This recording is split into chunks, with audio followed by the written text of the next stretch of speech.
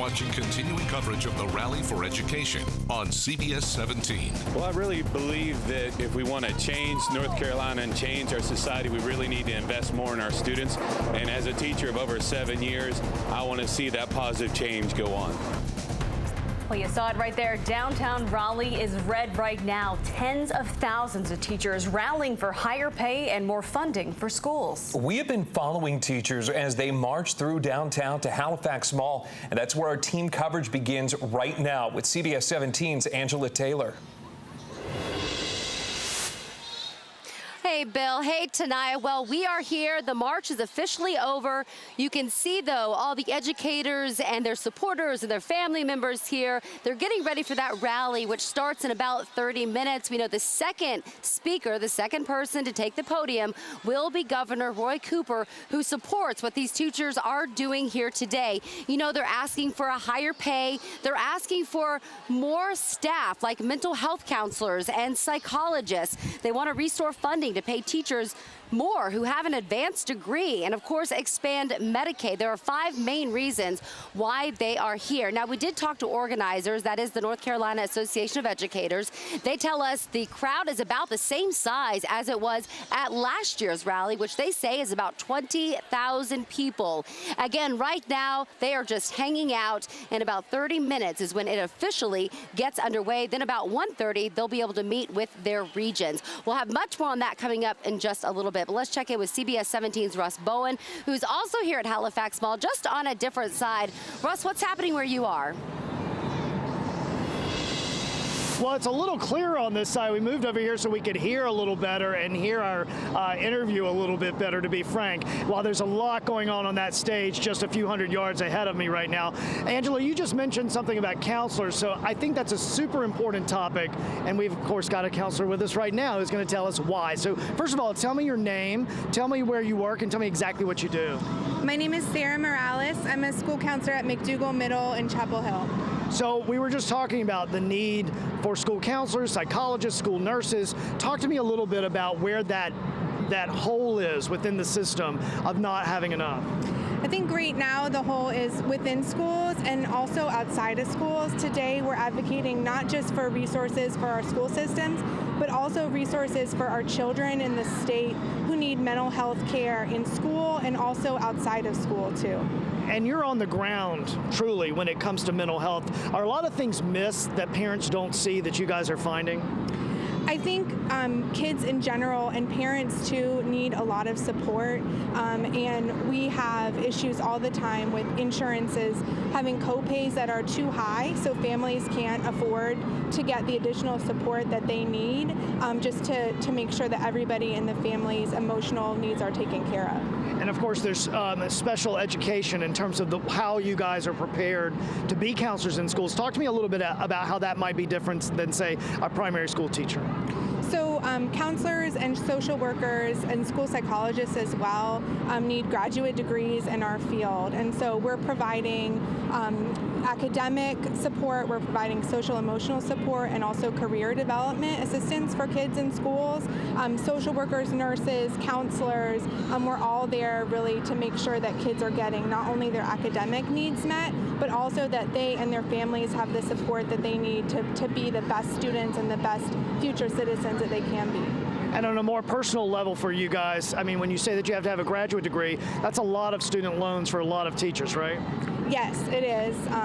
It's a lot of student loans, and we're lucky that right now our state still recognizes graduate degrees for professions that require them to practice, like school counselors, but it's really important, and I've seen firsthand that going back to school to get a master's degree makes a big difference for the way that teachers teach, and so the idea that a teacher would spend money out of their own pocket to pay for that degree to really be the best in their field and then not be compensated for it, that's a really sad thing that our state has come to. And before I let you go, I have to bring up something that is still, of course, very raw and emotional for a lot of folks in the Charlotte-Mecklenburg area after that shooting at UNC Charlotte that killed 2 people, others still recovering in the hospital. Does that remind you that the need for counselors is even greater than what a lot of people realize? Yes, so ASCA, which is our national organization, recommends one counselor for every 250 students. In our district, we're lucky. We have pretty close to that ratio in many schools, but other districts across the state have way more students per counselor, and when you have that many kids per counselor, you're not able to get to know each child individually. So it's really important that there be people who can look for warning signs and can intervene earlier to hopefully stop something like that from happening in the future. Thank you so much. Thank you for your time. And get some water. It's hot out here. We're standing over here by a nice breeze that's actually man-made, but thank you for that incredible perspective from someone who lives it every day. We're going to go to Michael Highland now. Michael, where are you and what are you seeing? We are at the top of the legislative building looking down on where you all are at Halifax Mall. I'm going to step out here so you can get a shot and get a good look at the crowd that's out here, the thousands of people who have come to this rally today. Most of them are spending the day outside, but for the ones who are coming inside to the legislative building, the Republicans have put up posters around the building trying to call attention to what they see as the positive steps they've taken to try to help in the classroom. They point to the raises that teachers have received over the last several years and the overall funding they've put toward education. Of course, there are people out here who are saying that they have not done enough. I talked to State Senator Ralph Hayes earlier. He's criticized what's going on here as essentially a political rally to support Democrats. The head of the NCAE, Mark Jewell, he had said one of the key outcomes of last year's rally was to break the Republican supermajority here in the legislature. Here's part of the conversation I had with Senator Hayes earlier today. They'll point out that they don't make up for that time they weren't getting raises. They're still paying out of pocket for supplies. Do you think those are issues you all need to be addressing in the next couple of years? Well, I think we will continue to address just as we have over the last few years. I think comparative to any other groups you look at, teachers have fared very well in our budget process. We've done a very good job, as compared to the private sector. We've done a good job over the last 5 years of raising teacher salary, moving it closer to the national average from one of the lowest in the nation. And we've really made that focus, and we're looking at getting more money into supplies.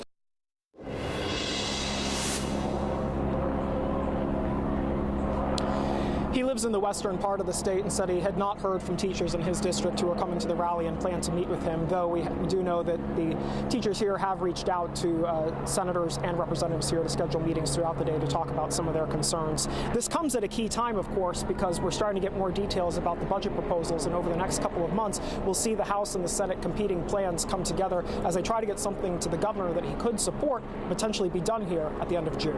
Angela, we'll send it back to you.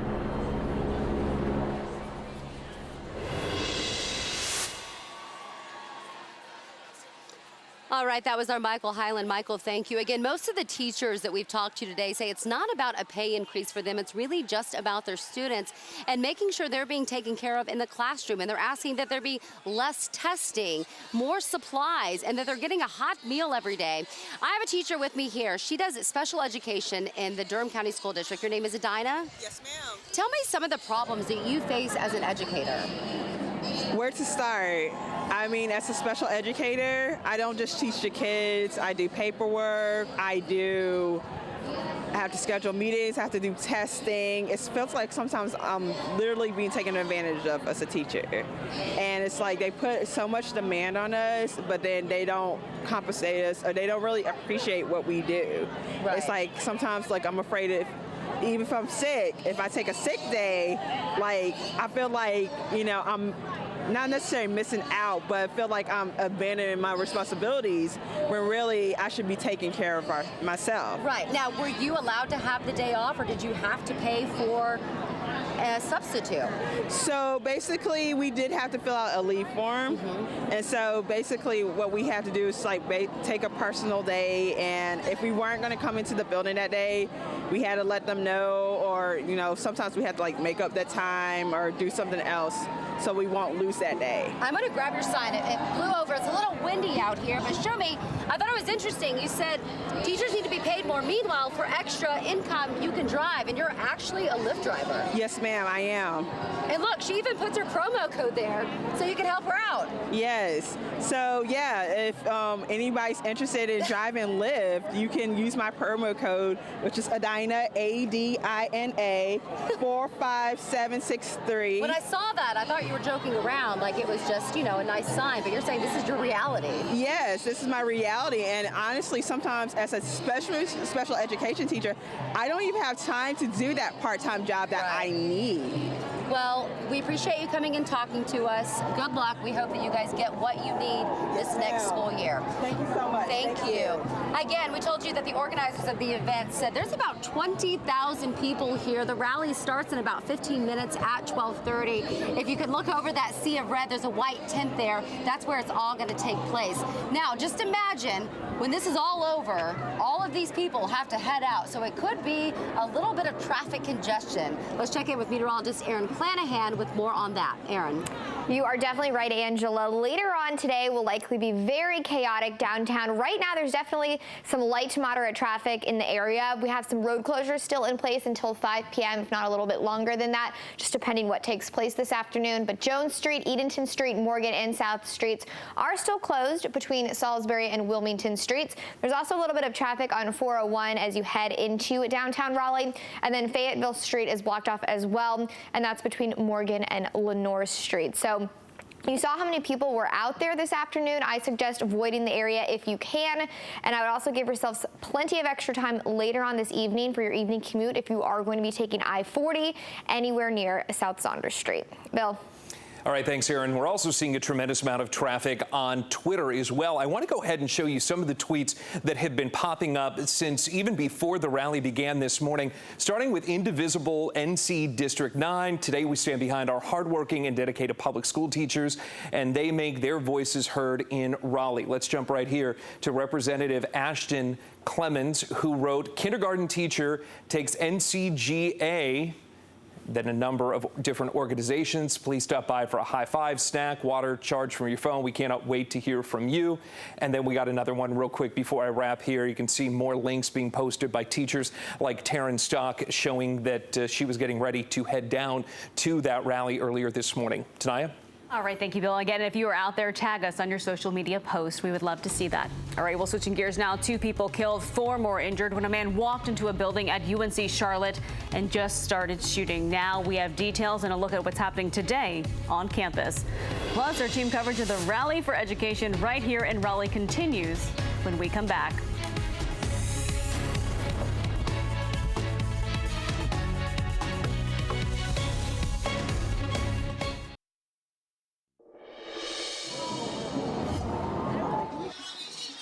And welcome back. We are live at Halifax Mall in about 15 minutes. The official part of this education rally will get underway. It's taking place right there underneath that white tent.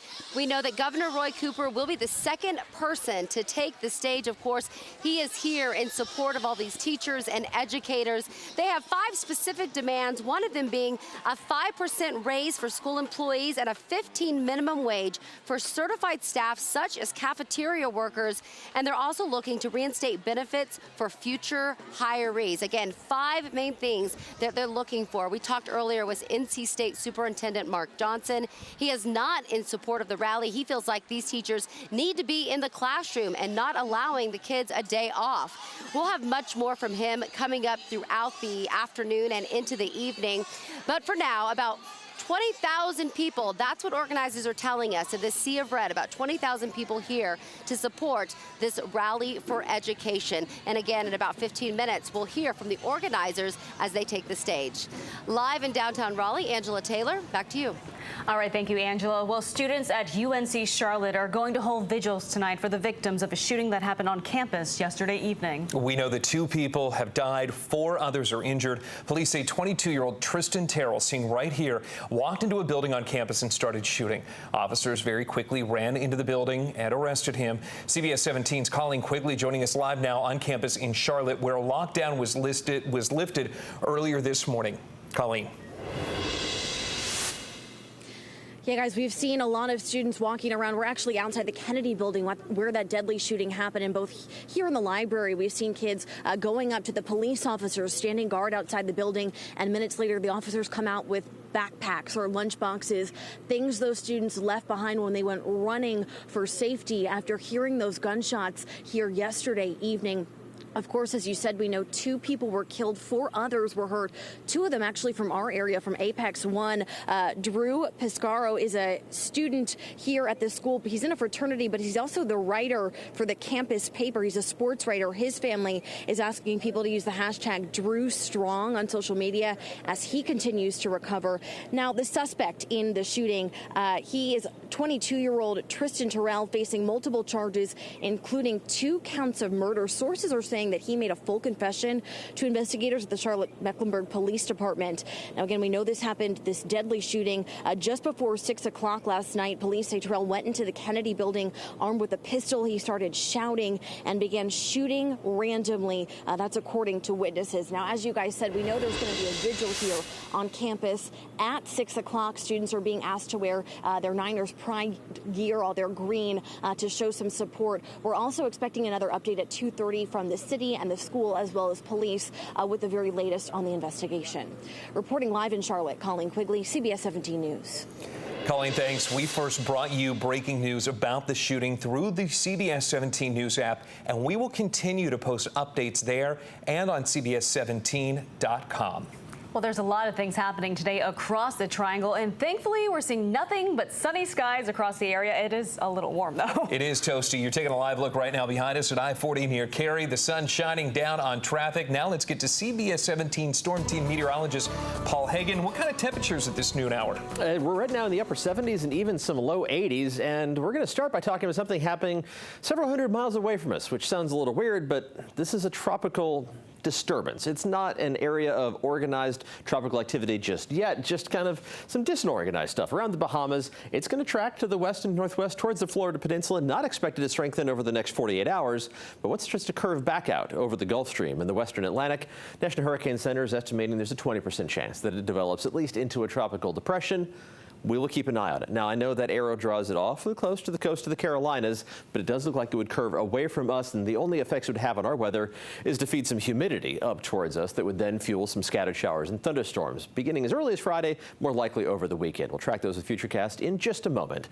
Speaking of hurricanes we'd rather talk about, Carolina Hurricanes playing Game 3 this evening at PNC Arena. A lot of folks going to be out in the parking lot surrounding the arena for tailgating before the game even starts. It's going to be toasty, not exactly feeling like hockey weather. Temperatures still in the mid-80s as folks are walking in for the introduction to the national anthem. Heading out of the game, hopefully with a 3-0 series lead, it's still going to be warm with temperatures in the mid-70s by about 10 o'clock this evening. Our time lapse from RDU shows some high cloud cover floating through, some fair weather clouds bubbling up from time to time. We have seen more of a filtered effect of the sunshine, and that has put the brakes on the warm up to some extent. We're already above today's average high temperature. Normal high for the first day of May is 76. We've been at 77 both at 11 o'clock and at noon. I think we're going to see a bigger jump in those temperatures once we get that 1 o'clock update. Some natural shades, some partly cloudy skies for the rest of the day. Looking good in Smithfield. You're also checking in at 77 degrees. That wind out of the southwest is starting to pick up. It's also going to help to warm us up. Mid to upper 70s and low 80s on the map. 82 in Knightdale, 81 degrees in Creedmoor right now, 78 in Durham to go along with that 77 in Raleigh. You're at 79 degrees in Fayetteville, but 80 in Dunn, 81 degrees in Spring Lake, and 83 degrees, the toasty spot right now in Grays Creek. Our temperatures will continue warming up. We'll hit the mid-80s for highs this afternoon, about 9 degrees warmer than we are right now, so it's almost hot for early May. It's at least 10 degrees above average. Southwesterly winds at 10 to 15 miles an hour will die down a little bit after the sun goes down this evening. Tomorrow, very similar. We are going to track those changes, though, as we head towards the end of the work week. There is that area of disturbed weather.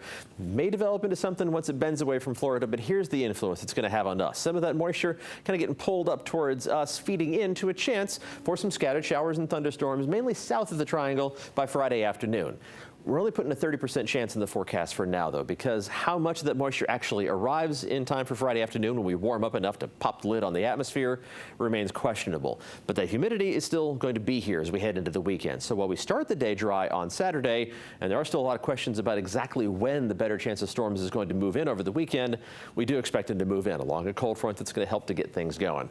Very low severe weather potential on Friday. Either Saturday or Sunday will end up being the stormier day, but right now there's data pointing in both directions. So we're going to call them both 50-50 chances of rain and a marginal risk of severe weather overall. Not an off-the-charts threat, just something we'll keep an eye on just in case. Nice weather for the tailgaters this evening. Hopefully nice weather on Friday, as we do see that chance of showers and storms try to make a run towards us from the south. Better chance over the weekend. I'd put my money on late Saturday and then into Saturday night for the best chance of storms overall. But we're sorting through a lot of conflicting information. So we'll continue to sort that out as we get closer to the weekend. All right. Thank you, Paul. Coming up, thousands of teachers continue to fill the streets of downtown Raleigh as we speak. Our live team coverage of today's education rally continues. But that's not the only thing happening in Raleigh today. The Hurricanes back at home for Game 3 of their second round of the Stanley Cup playoffs. Everything you can do at PNC Arena before that game even starts, next.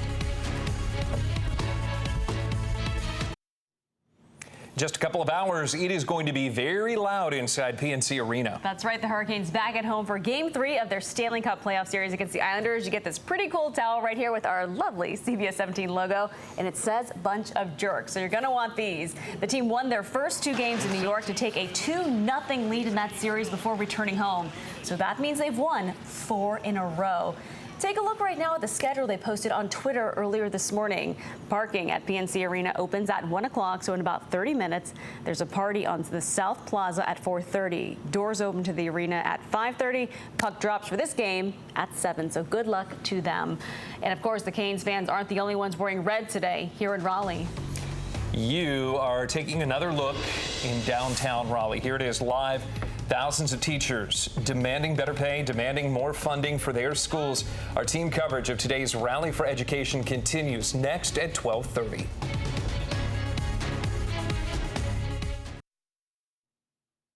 You're watching continuing coverage of the Rally for Education on CBS 17.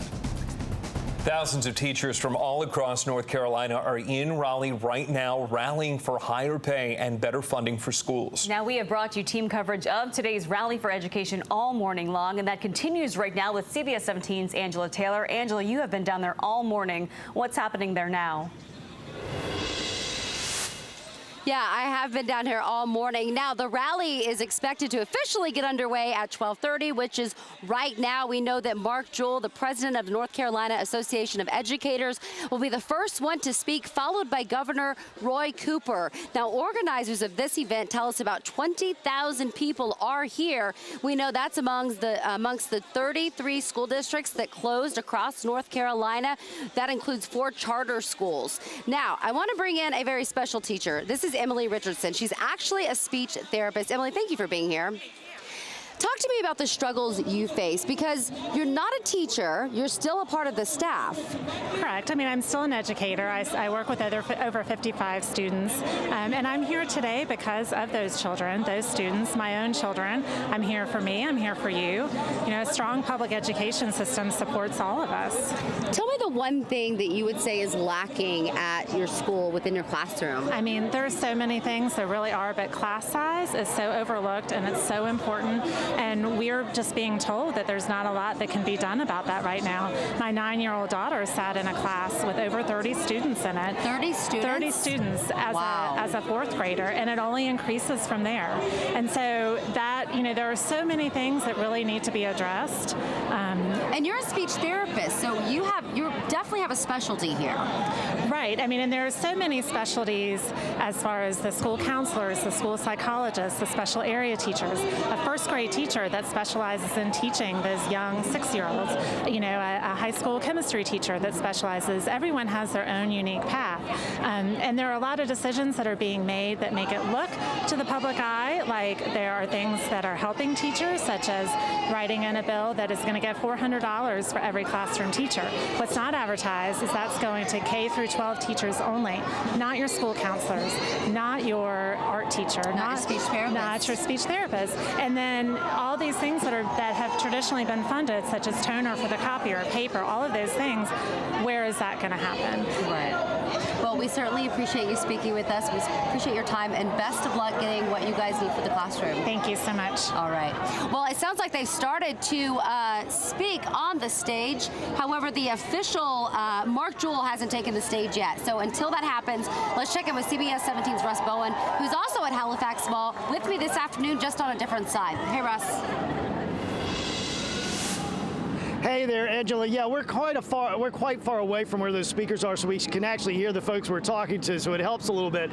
Don't be deceived, though, by the green behind us, because there's a lot of red that way. I've got somebody in red right now with us. Tell me who you are, what you teach, and where you're from. I'm Monica Hackett. I'm from Charlotte, North Carolina, and so are my coworkers, and I teach at Hornets Nest Elementary School, and I'm an art teacher. All right, it's great to have you here. I hate to cut you short because you've got this great group.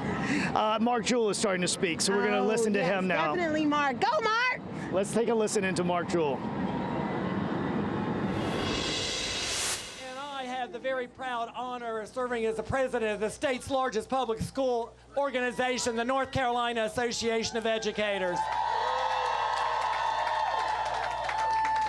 But before we begin today, my folks, we would like to take a moment, as you know, of the tragedy that happened last night on our state university, the University of North Carolina in Charlotte.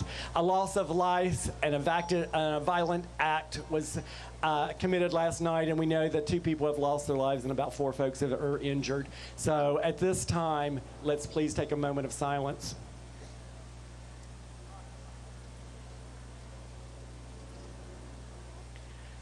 I want to thank you for that. This incident is yet another example of the need for decision makers to take action to prevent dangerous weapons from reaching the hands of dangerous people. The thoughts and prayers are not enough to keep our students safe. And we call on our elected leaders now to take action to prevent the next mass shooting before it happens again.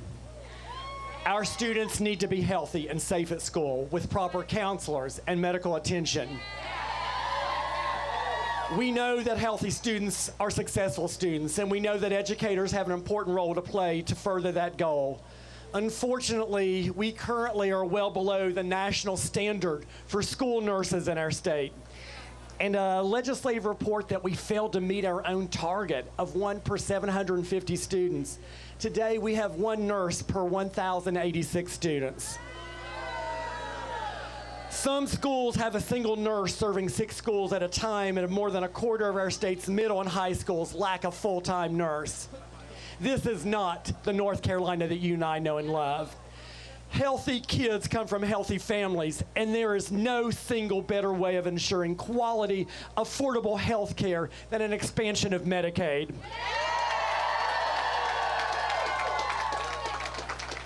Our state is now in the minority of states who have not expanded. More than 500,000 of our fellow North Carolinians who would benefit are paying the price with their health. To those who say Medicaid is not an education issue, I say then you don't understand what education really is. Last year, our Rally for Respect was just a beginning. We had pledged to hold our elected officials accountable for prioritizing corporate tax cuts instead of our classroom, for politics ahead of our students, for selling out our communities instead of investing in them. And guess what? We did it last year. We broke the supermajority in the House. We dismantled the supermajority in the Senate. And we elected pro-public education candidates from up and down the ticket. From Murphy to Manteo, we made it clear that the voice of our educators and all of those who care about public education, we heard not only here in the streets of Raleigh, but we heard it in the ballot box. We didn't care if you were a Democrat, Republican. We cared if you valued public education. We came to Raleigh to meet our goals, and we did. And we should be proud of what we've been able to accomplish. But y'all, as we well know, it just wasn't enough. We know what enough could look like. Governor Cooper has already released his budget that makes critical investments in our students, our educators, and families. There are investments, yes, in textbooks. Can you imagine that? You get textbooks, supplies, school building infrastructure, significant educators, our teacher assistants and bus drivers, classroom teachers, administrators. Why did he do this? Because when he listened to us, he knew that he was listening to the voice of the experts in public education. Governor Cooper understands that embracing what is important to educators, he is embracing what is important to all of North Carolina. In his budget proposal, Governor Cooper proposed an increase for educators as 9.1% over the next 2 years. The governor's proposal will restore additional pay for educators who hold master's degree in their instructional field. And the governor is going to ensure that educators are professionally compensated, and that means all of our school workers. See, the blueprint is already there. We have to make it a reality. Just as we've asked our legislators to address those 5 key issues last year, we're asking our legislators to concentrate on their 5